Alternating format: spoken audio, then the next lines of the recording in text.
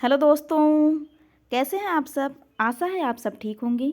जैसा कि आप जानते हैं, डेली हिंदी व्याकरण के नाम से सीरीज चल रही है, जिसमें आपके साथ डिस्कस किया जाता है विलोम शब्द, वाक्यम, वर्तनी सूत्र, अनेक शब्दों के एक शब्द, तत्सम, तद्भव, विशेष एवं विशेषण और पर्यायवाची शब्द डिस्कस किए जाते हैं। उसी के क्रम में बढ़ते हुए आइए आज की क्लास स्टार्ट करें। अगर आप इस चैनल पर नए हैं तो चैनल को सब्सक्राइब कर लीजिए, बेल आइकन को प्रेस कर लीजिए, जिससे आपको अगली वीडियो का नोटिफिकेशन मिल सके। आइए आज की क्लास स्टार्ट करें। ध्यान रखिएगा, जो क्लास प्रोवाइड करने की टाइमिंग है, शाम 4 बजे आपको क्लास प्रोवाइड कर दी जाती है स्टडी की पाठशाला चैनल पर। आइए आज की क्लास स्टार्ट करें। तो सबसे पहले से आपके साथ डिस्कस किया जाता है विलोम शब्द। तो विलोम शब्द में ध्यान रखिएगा, पहले शब्द उसके बाद उसका विलोम। तो पहले शब्द उसके बाद उसका विलोम। तो पहला शब्द क्या है? बुरा। पहला शब्द क्या है? बुरा। बुरा का जो विलोम होता है भला। बुरा का विलोम क्या है? भला। बर्बर का विलोम क्या होता है? सभ्य। बर्बर का विलोम क्या है? सभ्य है। और ध्यान क्या रखना है आपको ध्यान रखना है, जो सभ्य का विलोम क्या होता है? असभ्य होता है। सभ्य का विलोम क्या है? असभ्य। और बर्बर का जो विलोम होता है सभ्य होता है। बर्बर का विलोम सभ्य और सभ्य का विलोम क्या मिलेगा आपको? असभ्य मिलेगा। बहुमत का विलोम क्या है? अल्पमत। भगवान का विलोम शैतान। भगनी। भगनी का विलोम क्या है? भगनी का विलोम भ्राता। और भगनी का तात्पर्य क्या होता है? बहन से। ध्यान रखिएगा, भगनी का अर्थ क्या होता है? बहन। और भगनी का विलोम क्या है? भ्राता। भ्राता मीन्स भाई। भय का विलोम क्या है? निर्भय। भय डर, और निर्भय क्या है? जो डरे ना, वही क्या है? निर्भय। बिना डर के वही क्या है? निर्भय है। भय मतलब डर। भेद का जो विलोम होता है अभेद होता है। भेद का मतलब क्या? छुपी हुई बात। भेद, कोई छुपी हुई बात हो उसे ही भेद कहा जाता है। अभेद, क्योंकि ये अभेद है, आ का तात्पर्य नहीं से भेद मतलब भेद रहित, अर्थात जिसमें कोई छिपी हुई बात ना हो, वही क्या है? अभेद है। भेद का तात्पर्य ध्यान रखिएगा छिपी हुई बात से होता है। और अभेद का तात्पर्य क्या है? आ मतलब नहीं, भेद मतलब जो भेद छिपी हुई बात हो, जिसमें छिपी हुई बात नहीं है, वही क्या है? अभेद है। एक शब्द आपको देखने को मिलता है, ध्यान रखिएगा, इसी से रिलेट, अभेद्य। क्या है? अभेद्य। अभेद्य क्या होता है? तो जिसे भेदा ना जा सके। ध्यान रखिएगा, अभेद्य आपको मिलता है तो यह शब्द अलग है, और भेद और अभेद क्या है? अलग है। तो आपको ध्यान क्या रखना है? आपको इन जो ये दोनों शब्द हैं इनका मतलब ध्यान रखना है। अभेद का तात्पर्य होता है जिसे भेदा ना जा सके, वही क्या कहलाता है? अभेद्य कहलाता है। तो ये क्या लिखा गया है? अभेद्य। अभेद्य जिसे भेदा ना जा सके वही क्या है? अभेद्य है। यह वाक्यांश के लिए एक शब्द भी है। और जबकि भेद का तात्पर्य, भेद का अर्थ क्या होता है? छिपी हुई बात, और इसका विलोम क्या होता है? अभेद होता है। अभेद्य और अभेद दोनों का अंतर समझ लीजिए, और दोनों का अंतर ध्यान रखिएगा। ये जो दा है ये किससे बना है? ये जो दा किससे बना है? ध्यान रखिएगा, आधा दा प्लस पूरा या से बनता है द्या। इसका प्रोनाउंसिएशन आप द्या से करते हैं। तो ये क्या लिखा गया? अभेद्य। अभेद्य जिसे भेदा ना जा सके। और अभेद क्या है? अभेद का तात्पर्य जो जिसमें बिना रहित, मतलब जो जिसमें भेद ना हो, अर्थात भेद रहित, वही क्या है? अभेद है। एक बार अगेन रिपीट किया जाए, विलोम शब्द। तो इस क्लास में आपके साथ कौन कौन से विलोम शब्द डिस्कस किए गए? पहला जो विलोम शब्द आपके साथ डिस्कस किया गया, बुरा का विलोम भला, बर्बर का विलोम सभ्य, और सभ्य का विलोम क्या मिलेगा आपको? असभ्य मिलेगा। बहुमत का विलोम अल्पमत, भगवान का विलोम शैतान, भगनी का विलोम भ्राता। भगनी का तात्पर्य अर्थात भगनी का अर्थ क्या है? बहन से है, और भ्राता का अर्थ क्या होता है? भाई से। भय का विलोम निर्भय। भय का तात्पर्य डर से, निर्भय जो बिना भय के हो, वही क्या है? निर्भय। भेद का जो विलोम होता है अभेद होता है। भेद का तात्पर्य छिपी हुई बात, और अभेद का तात्पर्य जिसमें छिपी हुई बात ना हो, अर्थात जो भेद रहित हो, वही क्या है? अभेद होता है। नेक्स्ट टॉपिक की बात करें, नेक्स्ट टॉपिक ध्यान रखिएगा वर्तनी शुद्ध है। वर्तनी शुद्ध में सबसे पहले आपके साथ डिस्कस क्या किया जाता है? अशुद्ध शब्द, उसके बाद शुद्ध शब्द। पहला शब्द क्या है? तो ध्यान रखिएगा, पहला शब्द पैतृक। पैतृक और शुद्ध इसका शब्द क्या होता है? पैतृक होता है। ध्यान रखिएगा, पैतृक शब्द का शुद्ध शब्द क्या होता है? पैतृक होता है। अगला शब्द क्या है? परीक्षा। परीक्षा शब्द ध्यान रखिएगा, यह परीक्षा जो एग्जाम होता है, यह शुद्ध शब्द है। इसके साथ आपको क्या रिलेट करके ध्यान रखना है, यही शब्द तत्सम भी होता है। यही शब्द क्या है, तत्सम है। अगर अब बात करें कि यह तत्सम है तो इसका तद्भव क्या होगा, इसका तद्भव ध्यान रखिएगा परख। परख शब्द किसका तत्सम है, परख शब्द किसका तद्भव है, तो परीक्षा शब्द का तद्भव परख होता है। तो आपने यहाँ से दो बातें रिलेट करके ध्यान रखी। पहला आपने रिलेट किया कि यही परीक्षा शब्द शुद्ध होता है, दूसरा आपने रिलेट किया कि यही परीक्षा शब्द तत्सम है। अगर यह तत्सम है तो इसका तद्भव क्या है, परख इसका तद्भव है। अगर बात करें अगले शब्द की, अगला शब्द क्या है, पूजा। पूजा का जो शुद्ध शब्द क्या होता है, पूजा होता है। पूजा शब्द का जो शुद्ध शब्द क्या होता है, पूजा होता है। अब अगर बात करें पूजा शब्द की, यहाँ पूजा शब्द से आपको क्या ध्यान रखना है, पूजा शब्द का जो आप देखेंगे पर्यायवाची, पूजा शब्द का पर्यायवाची क्या होता है, आराधना होता है। आराधना, आराधना हो गया। और उपासना, पूजा शब्द का पर्यायवाची आपको क्या मिल सकता है, आराधना, उपासना और अर्चना। क्या, अर्चना। अर्चना नाम भी होता है। तो ध्यान रखिएगा, पूजा शब्द का जो पर्यायवाची क्या है, आराधना है, उपासना है, अर्चना है। अब आपको यहाँ से क्या रिलेट करके, क्यों आपको इसकी पर्यायवाची आपको बताई जा रही है, ध्यान रखिए, यहाँ से दो शब्द आपको रिलेट करना है। यही आराधना शब्द आपको कहाँ मिलेगा, विशेषण और विशेष में, विशेष और विशेषण में मिलेगा। यही आराधना और यही उपासना, इसलिए आपको यहाँ पर्यायवाची डिस्कस की जा रही है, बताई जा रही है। तो आराधना शब्द ध्यान रखिएगा, यह आराधना शब्द किसका पर्यायवाची है, तो पूजा शब्द। जो आप पूजा करते हैं, भगवान की पूजा करते हैं सुबह सुबह जब आप उठते हैं, तो वही पूजा, ध्यान रखिएगा, पूजा शब्द शुद्ध शब्द है। और यहाँ से आपको रिलेट क्या करना है कि यही शब्द पर्यायवाची है। इसकी पर्यायवाची क्या होती है, आराधना और उपासना। अभी बात यहीं ख़त्म नहीं हुई, इसको कहाँ से रिलेट करना है, विशेषण से। तो अब आपको क्या ध्यान रखना है, यहाँ से आराधना शब्द का विशेषण क्या होता है, ध्यान रखिएगा, आराधना शब्द का विशेषण आराध्य होता है। आराध्य, आराधना शब्द का विशेषण क्या है, आराध्य है। और उपासना शब्द का जो विशेषण ध्यान रखना है आपको, क्या, उपास्य। क्या, उपास्य। आपने यहाँ से दो बातें रिलेट की। पहली बात कि पूजा शब्द शुद्ध शब्द है, और पूजा शब्द का जो पर्यायवाची क्या होता है, आराधना और उपासना और अर्चना होता है। यहाँ और क्या रिलेट आपने किया, आपने रिलेट किया यही आराधना जो पूजा की पर्यायवाची है, यही आराधना क्या है, संज्ञा है। और इसका विशेषण क्या होता है, आराधना का आराध्य इसका विशेषण होता है। अगला शब्द क्या है, उपासना। उपासना शब्द पूजा का पर्यायवाची और यही उपासना शब्द संज्ञा है अर्थात विशेष्य है, जबकि इसका विशेषण क्या होता है, उपास्य इसका विशेषण होता है। आइए आगे बढ़ें। तो अगला शब्द क्या है, पौरुष। पौरुष शब्द ध्यान रखिएगा, इसमें कौन सा मूर्धन्य सा का प्रयोग किया जाता है, मूर्धन्य सा। ये जो सा है यह मूर्धन्य सा है, तो पौरुष शब्द में ध्यान रखिएगा यह मूर्धन्य सा का प्रयोग किया जाता है। यही पौरुष क्या है, शुद्ध शब्द है। अब आपको यहाँ से क्या, पौरुष का तात्पर्य क्या होता है, पुरुष की शक्ति। पौरुष का तात्पर्य क्या है, पुरुष की शक्ति ही क्या है, पौरुष है। इसका हिंदी में तात्पर्य क्या है, पुरुष की शक्ति ही क्या है, पौरुष है। अब पुरुष की शक्ति में क्या, जैसे पुरुष की विशेषताएं क्या, साहस, शौर्य, ये सब क्या है, विशेषता है। तो यही है हिंदी में इसका तात्पर्य पौरुष। तो पौरुष शब्द का तात्पर्य क्या होता है, पुरुष की शक्ति अथवा पुरुष की विशेषता, जैसे साहस, शौर्य। अब बात करें अगला शब्द क्या है, अगला शब्द क्या है, परिषद। परिषद शब्द कैसे रिलेट करना है, विधान परिषद। तो यही विधान परिषद में ध्यान रखिएगा हलंत रहता है। परिषद कैसे लिखा शुद्ध रहेगा आपको, तो हलंत रहेगा। जब भी आप विधान परिषद पढ़िए आप, तो वहाँ से रिलेट करिए कि परिषद शब्द कैसे लिखा जाता है, इसमें हलंत अर्थात हलंत शब्द शुद्ध, इसमें हलंत जो लगा रहता है शुद्ध है। अगला शब्द क्या है, प्रेम। प्रेम आप सभी जानते हैं, प्रेम ना होकर क्या होता है, प्रेम शब्द होता है। तो प्रेम शब्द क्या है, शुद्ध है। अगला शब्द क्या है, अगला शब्द पुल्लिंग। पुल्लिंग शब्द का शुद्ध शब्द क्या होता है, पुल्लिंग। ध्यान रखिएगा, आधा ला और पूरा ला रहता है, वही क्या है, पुल्लिंग है। तो पुल्लिंग शब्द क्या होता है, शुद्ध शब्द होता है।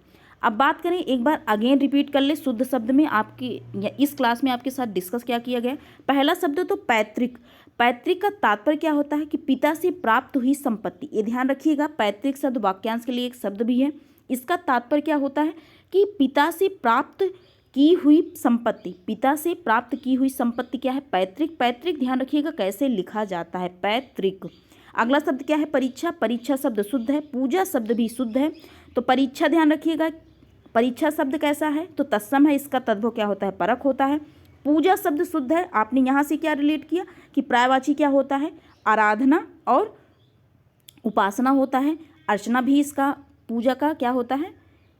पर्यायवाची होता है। तो आराधना शब्द कैसा है? संज्ञा है, इसका विशेषण क्या है? आराध्य है। उपासना शब्द भी क्या है? संज्ञा है और इसका विशेषण उपास्य होता है। अगला शब्द क्या है? पौरुष।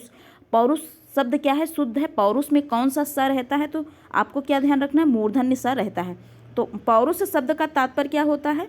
तो पुरुष की शक्ति क्या है? पौरुष है। परिषद में आपको द हलंत में रहेगा और प्रेम शब्द और पुल्लिंग शब्द क्या है? शुद्ध है। नेक्स्ट टॉपिक की बात करें, अनेक शब्दों के एक शब्द, जिसे आप वाक्यांश के लिए एक शब्द के नाम से भी जानते हैं।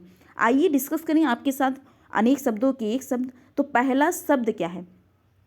पहला शब्द क्या है? ऐतिहासिक। पहला शब्द क्या है? ऐतिहासिक है। उसी से रिलेट अनैतिहासिक, अनऐतिहासिक और अगला शब्द क्या है? प्रागैतिहासिक। ये तीनों शब्द आपको ध्यान रखना है। तीनों शब्द में पहला शब्द क्या है? ऐतिहासिक। ऐतिहासिक का तात्पर्य क्या है? जो इतिहास से संबंधित हो, जो इतिहास से संबंधित हो वही क्या है? ऐतिहासिक है। अनैतिहासिक क्या है? जो इतिहास से संबंधित न हो वही क्या है? अनैतिहासिक है। अगला शब्द क्या है? प्रागैतिहासिक। प्रागैतिहासिक क्या है? जो ज्ञात इतिहास से पहले का हो, ध्यान रखिएगा, जो ज्ञात इतिहास के पहले का हो वही क्या है? प्रागैतिहासिक। अगला शब्द क्या है? आई होप आपको ये तीन शब्द ऐतिहासिक, अनैतिहासिक और प्रागैतिहासिक तीनों शब्द का अंतर आपको समझ में आया होगा। अगला शब्द क्या है? ओझल। ओझल जो अचानक आंखों से ओझल हो गया हो वही क्या है? ओझल है। अगला शब्द क्या है? सब्यसाची।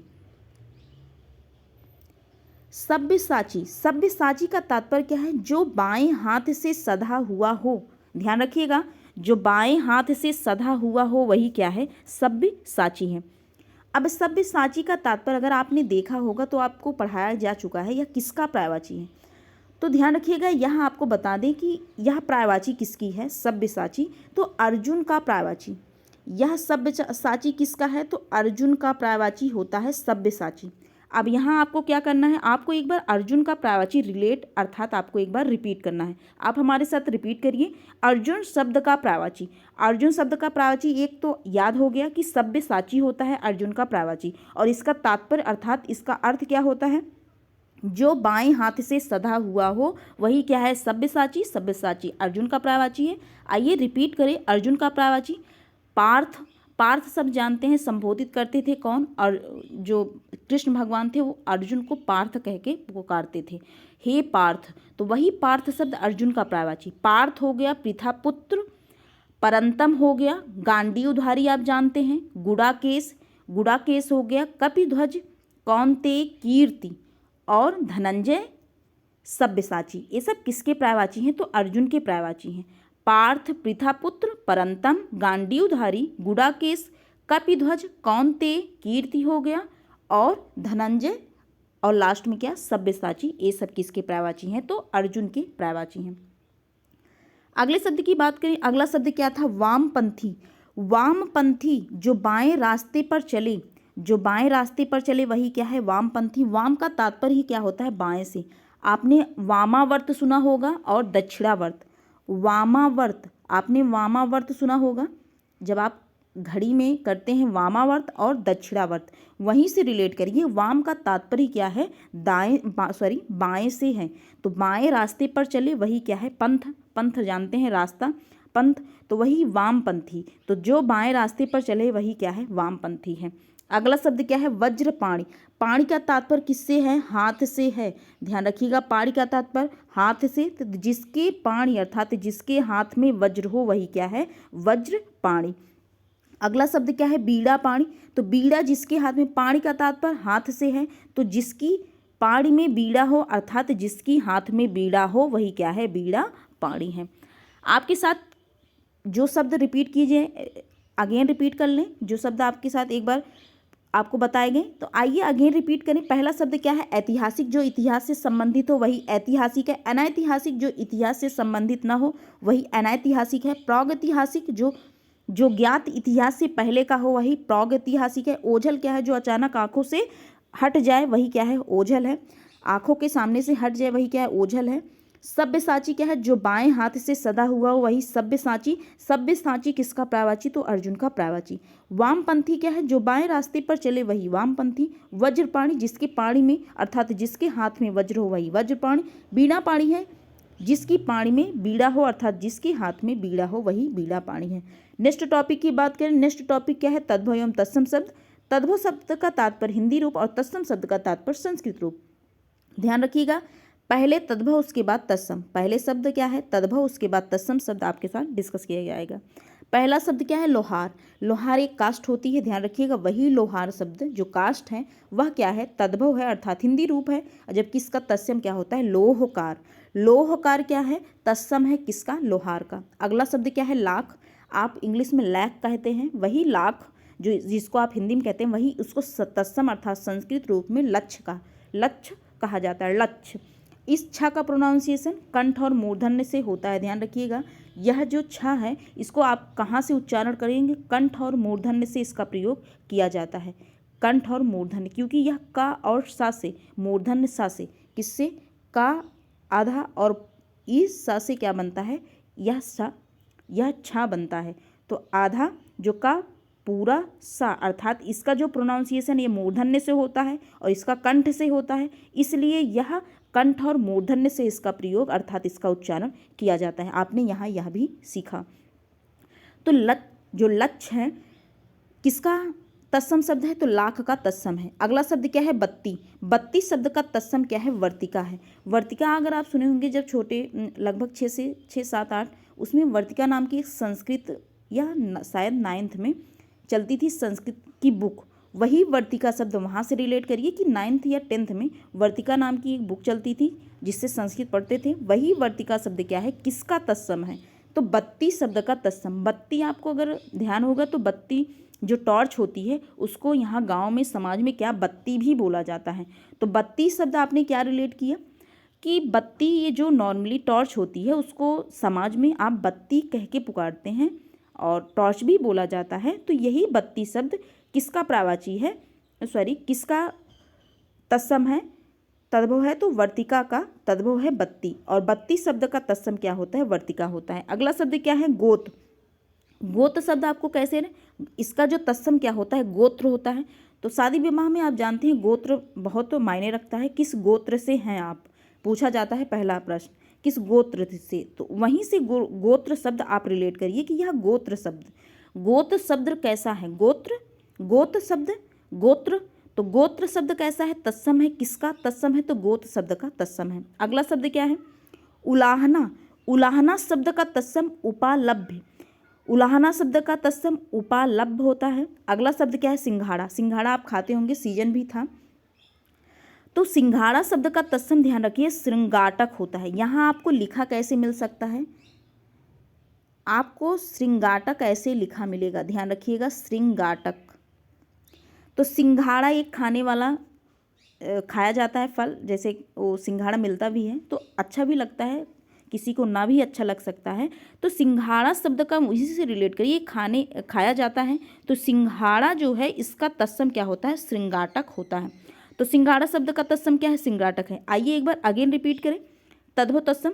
तो इस क्लास में आपके साथ डिस्कस क्या किया गया? लोहार का तत्सम लोहकार, लाख का तत्सम लक्ष्य, बत्ती का तत्सम वर्तिका, गोत का तत्सम गोत्र, उलाहना का तत्सम उपालभ्य और सिंघाड़ा का तत्सम श्रृंगाटक होता है। नेक्स्ट टॉपिक की बात करें विशेष एवं विशेषण। तो विशेष का तात्पर्य संज्ञा और विशेषण जो विशेषता बताता है। तो सबसे पहले विशेष अर्थात संज्ञा आपके साथ, उसके बाद उसका विशेषण। तो पहला शब्द क्या है? काया। काया शब्द का विशेषण कायिक होता है। काटा शब्द का विशेषण कटीला, कंकड़ शब्द का जो विशेषण कंकड़ीला, और कुटुंब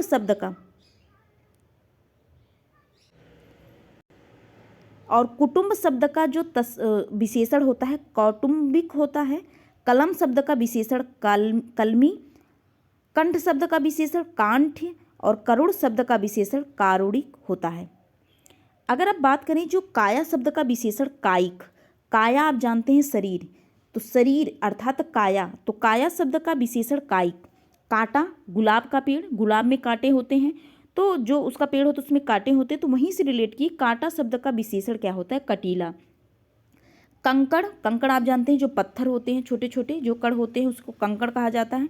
तो आपने कहानी सुना होगा कि जो कौवा था घड़े में क्या डालता था, घड़े में वो कंकड़ डालता था, वहीं से रिलेट करिए जो कौवा था, कौवा कंकड़ डालता था। तो कंकड़ शब्द क्या है, संज्ञा है।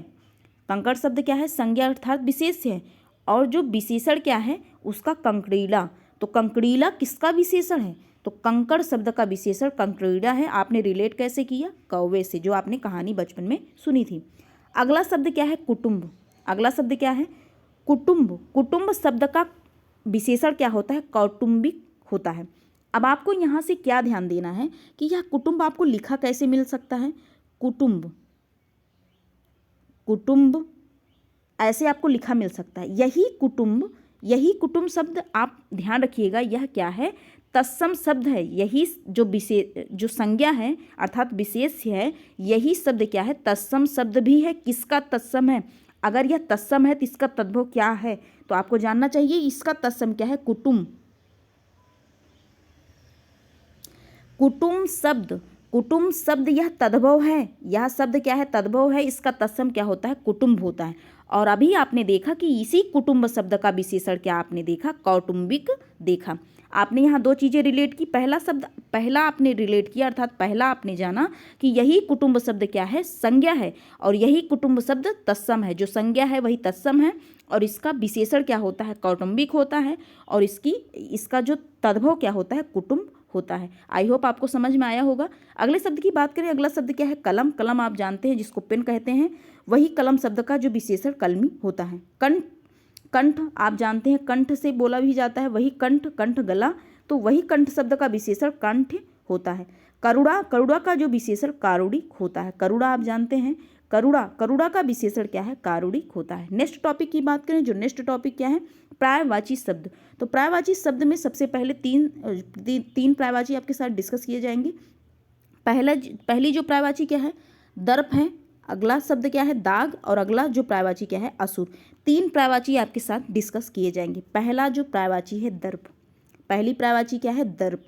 दर्प दर्प शब्द सुनने के बाद आपके दिमाग में क्या होना चाहिए कि यह शब्द किससे रिलेट है, अहंकार, घमंड, गर्व, मान, अभिमान, ये सब किससे रिलेट है, दर्प से रिलेट है।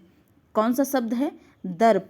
दर्प शब्द सुनने के बाद आपके दिमाग में क्या होना चाहिए कि दंभ, इसकी जो पर्यायवाची क्या है, दंभ है, अहंकार, घमंड, गर्व, अभिमान, मान, ये सब किसके पर्यायवाची हैं, तो दर्प के पर्यायवाची हैं। अगला शब्द क्या है, दाग। दाग का पर्यायवाची क्या होता है, कलंक हो गया, दोष हो गया, ऐब, धब्बा और लाछन। ये शब्द किसके पर्यायवाची हैं, ये सब दाग के पर्यायवाची हैं। अभी कोई कपड़ा हो उसमें दाग लग जाता है या किसी के चरित्र में कलंक लग जाता है, तो ध्यान रखिएगा यही कलंक, यही दोष, अगर कोई व्यक्ति है उसके अंदर दोष होते हैं, तो आप या कोई भी करेक्टर आप पढ़ते हैं, जैसे कि करेक्टरिस्टिक किसी भी चीज़ की विशेषताएं पढ़ते हैं, तो अगर किसी का गुण पढ़ रहे हैं तो उसमें दोष जरूर होता है। वही दोष शब्द किसका पर्यायवाची है, तो ध्यान रखिएगा दाग शब्द का पर्यायवाची।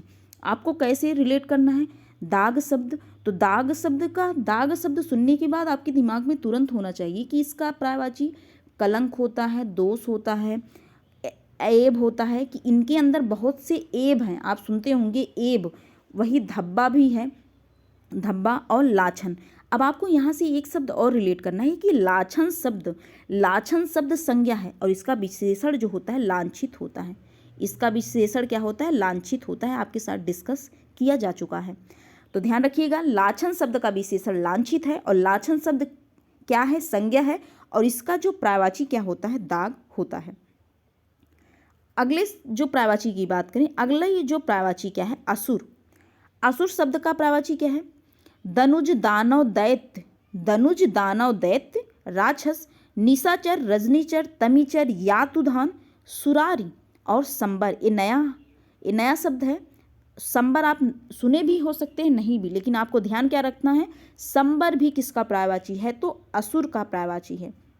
दनुज दानव दैत्य, रिपीट करिए हमारे साथ, दनुज दानव दैत्य, राक्षस, निशाचर, रजनीचर, तमीचर, यातुधान, सुरारी, संबर, ये सब किसके प्रायवाची हैं? तो असुर के प्रायवाची हैं। निशा मतलब क्या होता है? रात। निशा मतलब ये जो निशा है, निशा का तात्पर्य क्या है? रात से है। रजनी का तात्पर्य रात से, तमी का तात्पर्य रात से। तो ध्यान रखिएगा, निशाचर, चर मतलब जो चर विचरण करने वाला, तो जो रात में विचरण करे वही क्या है? असुर। रजनीचर रात में चलने वाला, वही असुर। तो निशाचर, रजनीचर, तमीचर, यातुधान, सुरारी, संबर, ये सब किसके प्रायवाची हैं? तो असुर के प्रायवाची। दनुज दानव दैत्य राक्षस, दनुज दानव दैत्य राक्षस, निशाचर, रजनीचर, तमीचर, यातुधान, सुरारी, संबर किसके प्रायवाची हैं? तो असुर के प्रायवाची हैं। एक बार फटाफट रिपीट करें, किसकी प्रायवाची? तो दर्प की। दर्प, दर्प सुनने के बाद दिमाग में क्या होना चाहिए कि दर्प का तात्पर्य दंभ, अहंकार, घमंड, गर्भ, अभिमान, मान, किसके प्रायवाची? तो दर्प के प्रायवाची। दाग, दाग का जो प्रायवाची कलंक, दोष, ऐब, धब्बा, लाछन। धब्बा आप सुने होंगे, किसी चित्र में धब्बा लग जाए। कलंक किसी के चरित्र में, दोष इनके अंदर दोष है, ऐब क्या है? यह व्यक्ति इस व्यक्ति के अंदर क्या है? ऐब है। और लाछन क्या है? किसी के व्यक्ति के ऊपर लाछन लगना। अर्थात लाछन शब्द कैसा है? संज्ञा और इसका विशेषण लांछित होता है। अगला शब्द, अगली जो प्रायवाची क्या है? असुर। असुर की प्रायवाची की बात करें, धनुष दानव दैत्य राक्षस, निशाचर, रजनीचर, तमीचर, यातुधान, सुरारी, संबर किसके प्रायवाची हैं? तो असुर के प्रायवाची हैं। अब आपका एक रैंडमली 3 क्वेश्चन आपके साथ डिस्कस किए जाएंगे। अब आप, अगर आपने क्लास को सही ढंग से लिया है तो इन तीनों के क्वेश्चन के आंसर आप तुरंत दे पाएंगे। तो पहला क्वेश्चन है, आइए डिस्कस करें। पहला क्वेश्चन, भाग्नि का शुद्ध रूप निम्न में से कौन सा है? भाग्नि का शुद्ध रूप निम्न में से कौन सा है? तो इस क्वेश्चन को आपको बताना है कमेंट बॉक्स में कमेंट करके, क्योंकि यह आपके साथ किस में डिस्कस किया गया? तो विलोम शब्द में डिस्कस किया गया, और आपने इसका भाग्नि शब्द का शुद्ध रूप, इसका आपने जो आपको हिंट दें, आपने इसका जो विलोम बताया था, भ्राता बताया था। तो ध्यान रखिएगा, भ्राता शब्द किसका विलोम है? तो भग्नि शब्द का विलोम है। तो इस क्वेश्चन का जो राइट आंसर है ऑप्शन डी है। इस क्वेश्चन का राइट आंसर क्या है? भग्नि। तो भग्नि का विलोम आपने क्या देखा था? भ्राता देखा था। इस क्वेश्चन का डिस्कस करने का तात्पर्य यह था कि आप देख लीजिए कि कैसे क्वेश्चन बन भी सकता है। जो विलोम आपने पढ़ा, विलोम उसमें पढ़ा, लेकिन यह शुद्ध रूप में भी पूछा जा सकता है। इसलिए इस क्वेश्चन का लेने का मकसद यही था कि भाग्नि शब्द का अर्थात जो विलोम आप पढ़ रहे हैं, तो विलोम शब्द से अर्थात इसके शुद्ध रूप को भी पूछा जा सकता है। अगला क्वेश्चन है, निम्नलिखित में से कौन सा विलोम युग्म सही है? इसमें आपको बताना है कौन सा विलोम युग्म सही है। अभी आपने क्या पढ़ा था? विलोम में बर्बर पढ़ा था। बर्बर का जो विलोम आपने क्या पढ़ा था? सभ्य। तो इस क्वेश्चन का जो राइट आंसर है ऑप्शन सी है। तो बर्बर शब्द का जो विलोम होता है सभ्य होता है, और सभ्य शब्द का विलोम आपको क्या मिलेगा? असभ्य भी मिलेगा। तो बर्बर का विलोम सभ्य। इस क्वेश्चन का जो राइट आंसर है ऑप्शन सी। अगर नेक्स्ट क्वेश्चन की बात करें, जो नेक्स्ट क्वेश्चन क्या है, निम्नलिखित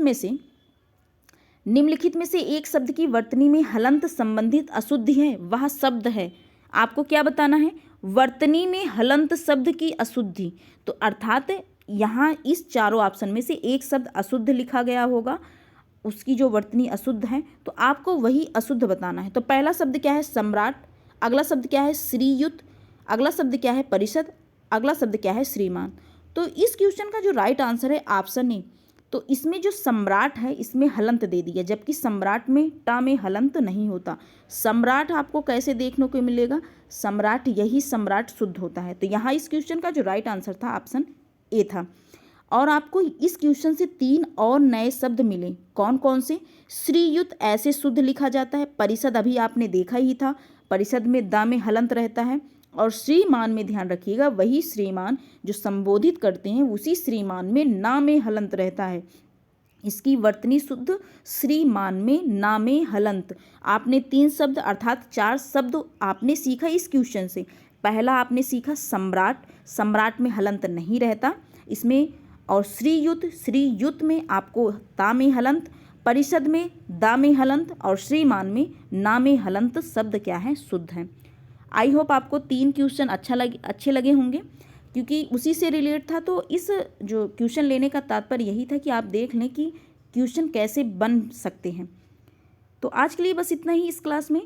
मिलते हैं नेक्स्ट वीडियो में। अगर आपको वीडियो पसंद आया तो please like share and subscribe to my channel. Thank you.